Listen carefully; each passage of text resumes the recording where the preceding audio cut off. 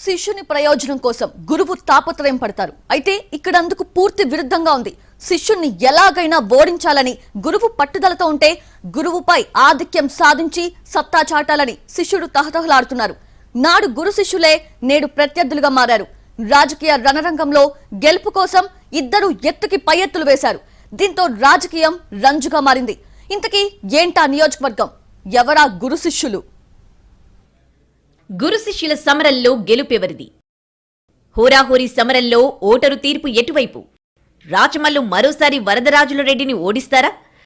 వరదరాజులరెడ్డి గెలిచి పాతబాకి తీర్చుకుంటారా? పెరిగిన ఓటింగ్ శాతం ఎవరికి ప్లస్ అవుతుంది? ఆంధ్రప్రదేశ్ అసెంబ్లీ ఎన్నికలు గురు శిష్యుల మధ్య వార్కు తెరతీశాయి. నాడు గురు శిష్యులుగా ఉన్నవారు నేడు ప్రత్యర్థులుగా మారి ఒకరిపై ఒకరు దూషణల పర్వానికి దిగారు. గెలుపు కోసం ఒకరిపై ఒకరు దుమ్మెత్తి పోసుకుంటూ ఎత్తులకు పై ఎత్తులు వేసుకున్నారు. ఎలాగైనా శిష్యుణ్ణి మట్టి కరిపించాలని గురువు ప్రయత్నిస్తే గురువు ఎత్తుగడను తిప్పికొట్టి హ్యాట్రిక్ సాధించాలని శిష్యుడు పోరాడారు. సిరిపురిగా పిలువబడే ప్రొద్దుటూరులో ఈ రాజకీయం నడిచింది. తెలుగుదేశం పార్టీ అభ్యర్థి వరదరాజులరెడ్డి ఎమ్మెల్యేగా పనిచేసిన సమయంలో ఆయనకు ముఖ్య శిష్యుడిగా సిట్టింగ్ ఎమ్మెల్యే రాచమల్లు శివప్రసాద్ రెడ్డి ఉండేవారు. కాలానుగుణంగా కాంగ్రెస్ పార్టీ పతనం కావడంతో వరదరాజులరెడ్డి రాజకీయాలకు కాస్తంత దూరంగా ఉంటూ వచ్చారు.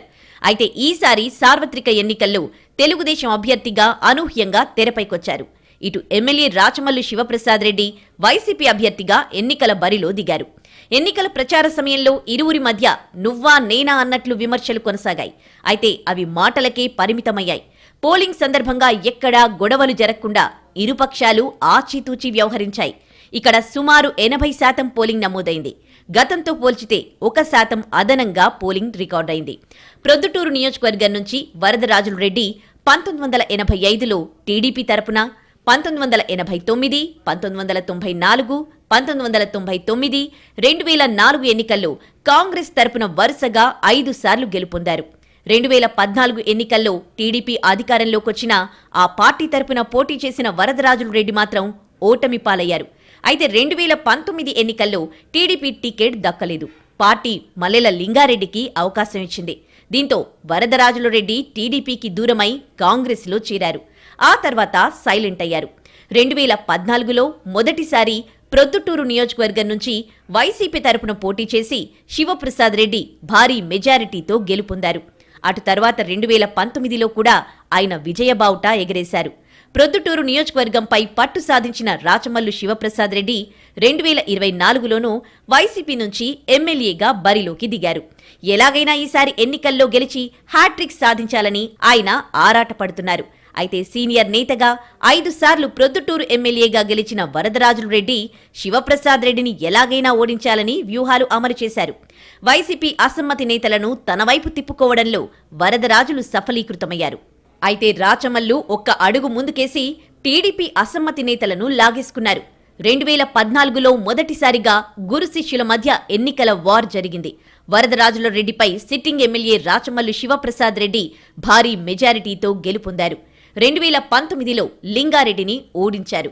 ఈసారి కూడా వరదరాజులరెడ్డిపై గెలిచి తీరుతామని వైసీపీ నేతలు ధీమా వ్యక్తం చేస్తున్నారు.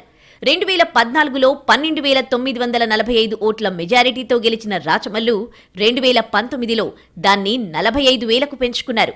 ఈసారి అంతకు మించి మెజారిటీ సాధిస్తామని గట్టిగా చెబుతున్నారు. ప్రొద్దుటూరు నియోజకవర్గంలో చేనేత వైశ్యుల ఓట్లే కీలకం.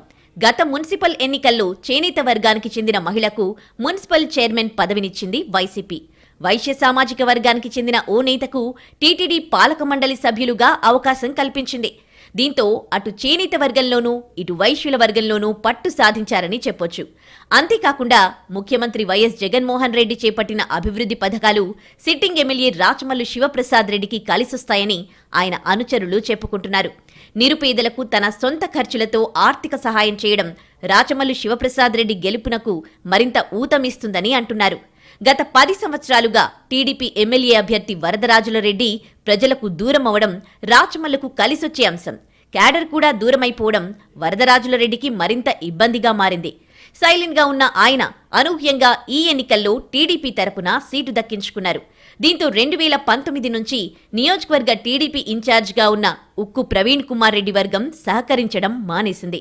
పార్టీ ముఖ్య నేతలతో సన్నిహిత సంబంధాలు లేకపోవడం, క్యాడర్ను నడిపించే ద్వితీయ శ్రేణి నాయకులు సైలెంట్ కావడం కూడా మైనస్ అంటున్నారు. కేవలం ప్రభుత్వ వ్యతిరేక ఓటును వరదరాజులరెడ్డి నమ్ముకున్నారు. సీనియర్ నాయకుడిగా 5 ఏళ్లు ఎమ్మెల్యేగా చేసిన తనను ప్రజలు గెలిపిస్తారని ఆయన ధీమాగా ఉన్నారు. ఎమ్మెల్యే రాచమల్లు, ఆయన బావమరిది బంగారెడ్డిపై అవినీతి ఆరోపణలతో ప్రజలు విసిగిపోయారంటున్నారు. దీనికి తోడు ఇదే తన చివరి ఎన్నిక అని విస్తృతంగా ఆయన ప్రచారం నిర్వహించారు. మరి గురువుపై శిష్యుడు గెలుస్తాడా, లేక శిష్యుడిపై గెలిచి గురువు పాత బాకీ తీర్చుకుంటారా అన్నది తెలియాలంటే జూన్ 4 వరకు ఆగాల్సిందే.